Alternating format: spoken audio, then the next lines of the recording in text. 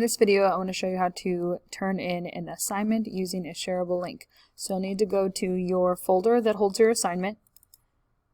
And when you find the assignment, so I need to turn in my All About Me, I'm going to right click on my assignment and I'm going to get the shareable link. You need to make sure that before you copy this link, that right down here it says anyone with the link can view it, and then you just copy the link. And then you'll go to Canvas and you will submit the link. So in Canvas, I go to my assignment and I know that I need to submit a link because the submitting says website URL. So I'll click submit and I will just go right here where it says website URL and I will paste. You can do that by clicking the control key, so holding that down and then tapping the V key, or you can right click and you can click paste. And then you'll hit submit. You do not want to turn in a link using the Google Drive LTI because it will give your teacher a file that they cannot open.